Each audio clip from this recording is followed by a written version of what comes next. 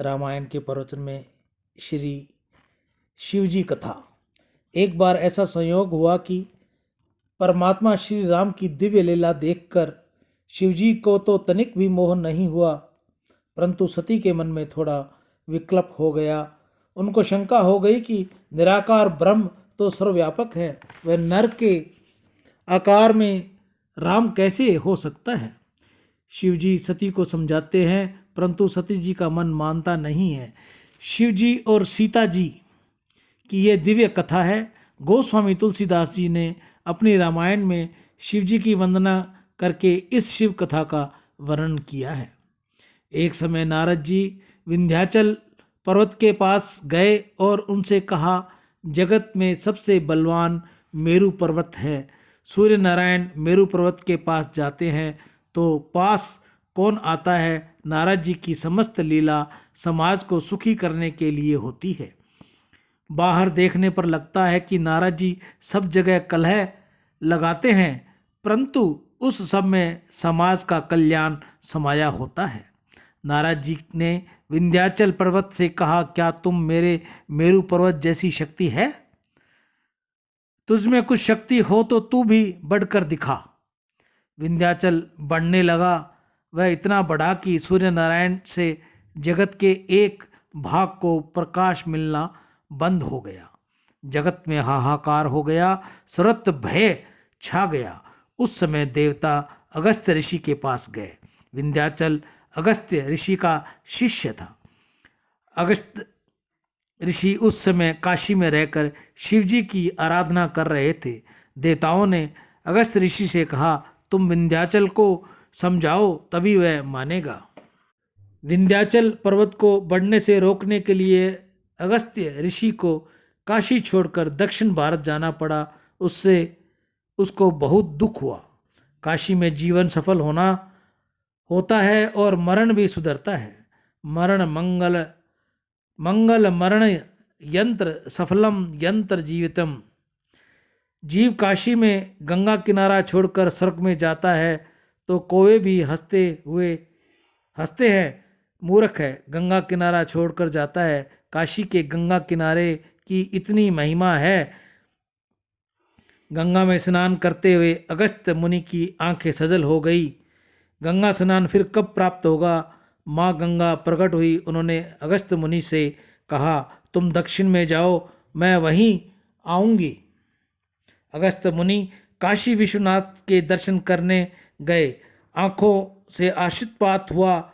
अब कब दर्शन होंगे? काशी विश्वनाथ का वियोग उनको दुसह लगने लगा। उस समय श्री शंकर भगवान ने कहा, तुम वहाँ जाओ, पीछे पीछे मैं भी वहाँ आऊँगा। अगस्त्य ऋषि काशी छोड़कर विंध्याचल के पास गए। गुरुदेव के आगमन से विंध्याचल पर्वत को आनंद हुआ। उसने गुरुदेव को साष्टांग दंडवत प्रणाम किया। उसी समय गुरुदेव ने आशीर्वाद देते हुए कहा, भाई मैं दक्षिण यात्रा करने जा रहा हूँ। मैं यात्रा करके वापस न आऊँ तब तक तुम उठना नहीं, इसी तरह लेटे रहना।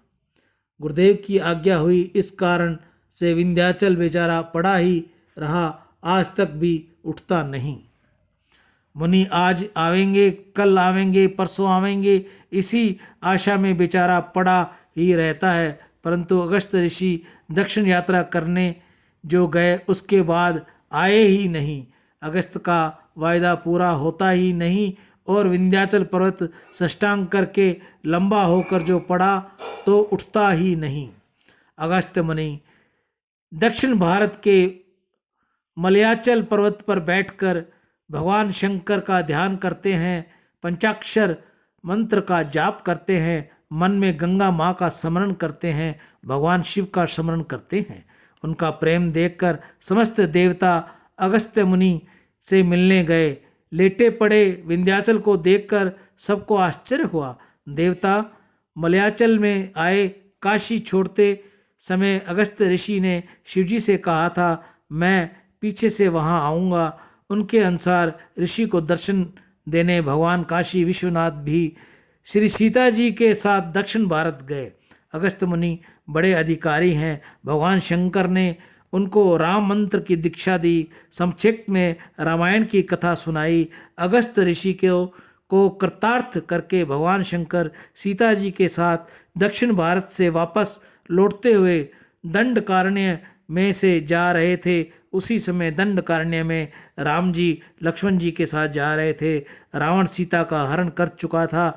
सीता लंका में श्री राम श्री राम श्री राम कहते हुए राम जी के वियोग में विलाप करती थी। उसी समय भगवान रामचंद्र ने एक नाटक रचा और सोचा कि मैं भी सीता जी के वियोग में रुदन करूं। मुझे सीता जी का वियोग सहन होता नहीं। भक्त भगवान के लिए रोते हैं तो भगवान भी भक्तों के वियोग में सहन कर नहीं सकते और परमात्मा व्याकुल होकर रोने लगे। लंका में सीता जी राम जी के ध्यान करती है और राम जी सीता जी का ध्यान करते हैं। यह तो भगवान की लीला है। श्री सीता राम जी का कभी वियोग होता ही नहीं। हे सीते कहकर राम जी विलाप कर रहे हैं, रुदन कर रहे हैं।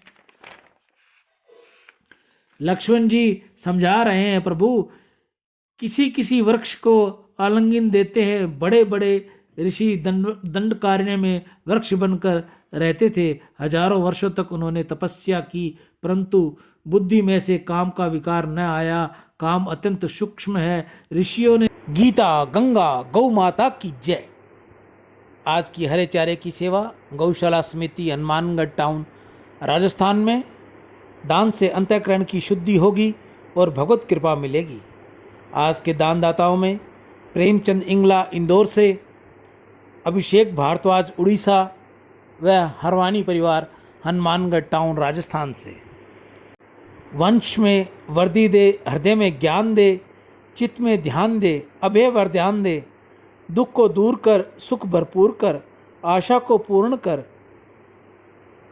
सज्जन जो हित दे, कुटुंब में प्रीति दे, जग में जीत दे, माया दे, साया दे और निरोगी काया दे, मान सम्मान दे, सुख वर्दी दे और ज्ञान दे, शांति दे, भरपूर शांति दे।